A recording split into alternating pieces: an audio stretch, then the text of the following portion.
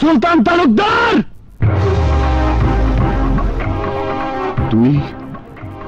তুই আমাকে নাম ধরে ডাকছিস? হ্যাঁ হ্যাঁ, নাম ধরে ডাকছি।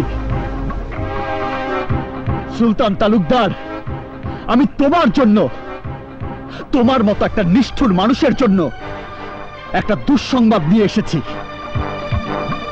দুঃসংবাদ? হ্যাঁ, দুঃসংবাদ। আমার প্রিয়া, আমার স্ত্রী প্রিয়া মা হতে যাচ্ছে। চুপ করে দাঁড়িয়ে আছো কেন? যাও যাও, তালুকদার বাড়ির উত্তরস্বরীকে জন্ম নেয়ার আগে শেষ করে দিয়ে এসো। প্রিয়ার গর্ভের ওই সন্তান পৃথিবীর মুখ দেখলে সবাই বলবে তালুকদার বাড়ির সন্তান। কাল যে শিশুটি জন্ম নেবে, আজই সেই শিশুটিকে মাতৃগর্ভে শেষ করে দিয়ে প্রমাণ করো সুলতান তালুকদার একজন কসাই। আর এই কাজটা করলে আমার একটা উপকার হবে।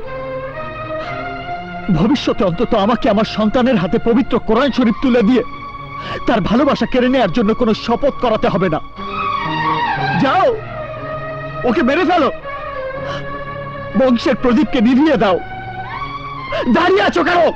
যাও যাও।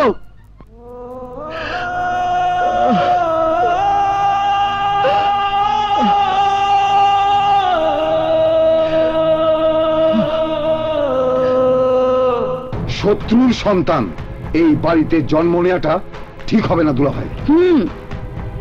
আমিও তাই ভাবছি। তোরা বিশ্বস্ত কোনো ডাক্তারের সঙ্গে যোগাযোগ কর, আর প্রিয়া যেন বুঝতে না পারে আমরা ওর সন্তানকে মেরে ফেলবো।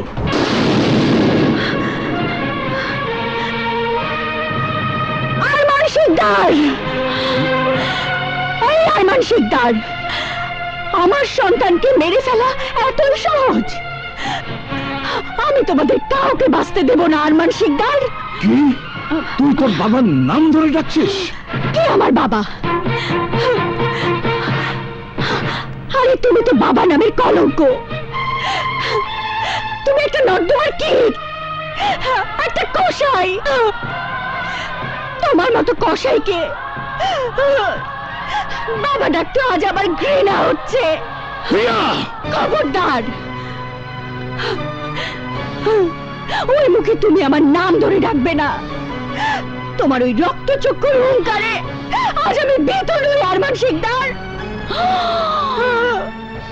ভাইজান, এমন বেয়াদব কন্যা তুমি জন্ম দিয়েছো?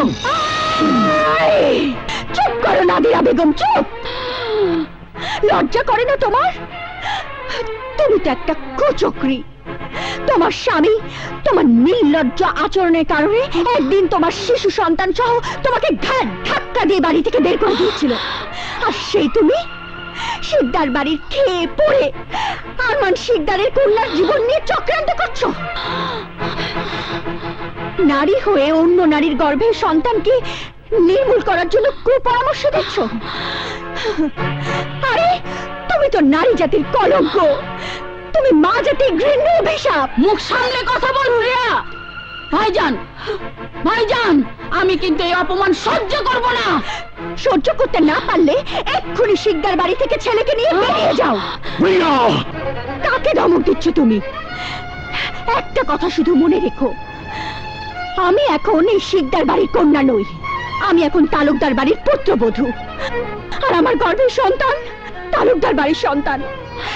এই সন্তানকে মেরে ফেলার ক্ষমতা তোমাদের কারো নেই, কারো নেই। ভাইজান, তুমি চল ইলিয়াস, চল।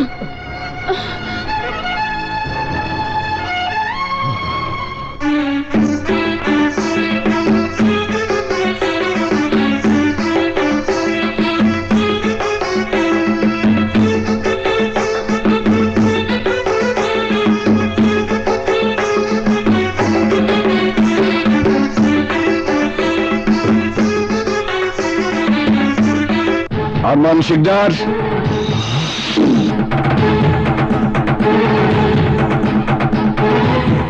সুলতান তালুকদার, চলে গেছে তোমার জেদের সূর্য। আমার মহলে তোমাকে আসতেই হয়েছে নাকে খত দেওয়ার জন্য। নাকে খত দেওয়ার জন্য নয় আরমান শিকদার, আমার জেদের নতুন চাঁদ তোমাকে দেখানোর জন্য এসেছি। কি রে সুলতান, নাতি হবে খবর শুনে তুই বুঝে আর থাকতে পারিসনি? তুই দাঁড়া, আমি এক্ষুনি প্রিয়াকে এনে দিচ্ছি, তুই প্রিয়াকে সাথে নিয়ে যাবে। না আম্মাজান, না। প্রিয়াকে নিয়ে যেতে হলে আমার পা ধরে ওকে ক্ষমা চাইতে হবে, ক্ষমা।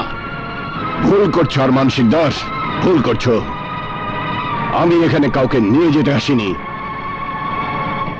শুধু তোমাকে বুঝিয়ে দিতে এসেছি আজ থেকে তোমার বাড়িতে দুটো দুঃখ নিয়ে তোমাকে বেঁচে থাকতে হবে। এক হলো তোমার মেয়ের ঘর হারানোর পুরনো দুঃখ, আর দুই হলো প্রিয়ার গর্ভে শত্রুর ছেলেকে লালন পালন করার নতুন দুঃখ। তাই তো তোমার দুঃখের দিনে আমি তোমাকে সুখের মিষ্টি খাওয়াতে এসেছি।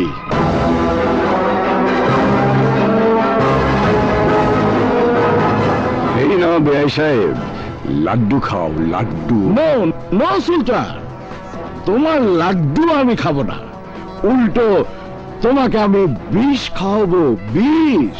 অপেক্ষা করো সেই সময়ের জন্য।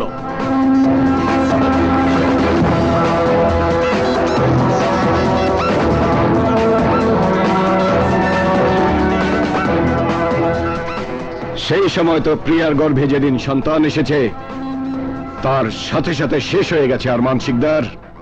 আর তুমিও তোমার মনের দুশ্মনের জিদ শেষ করে নাও, আমার কথা মেনে নাও। তোমার সব জিদ প্রিয়ার জন্য শেষ করে দিয়ে তোমার গর্ভবতী কন্যাকে নিয়ে আমার পিছনে পিছনে আসো। তাতে তোমার সম্মান বেঁচে থাকবে এবং তোমার অহংকার আর এ বাড়ির মান মর্যাদা বেঁচে যাবে। Do you understand?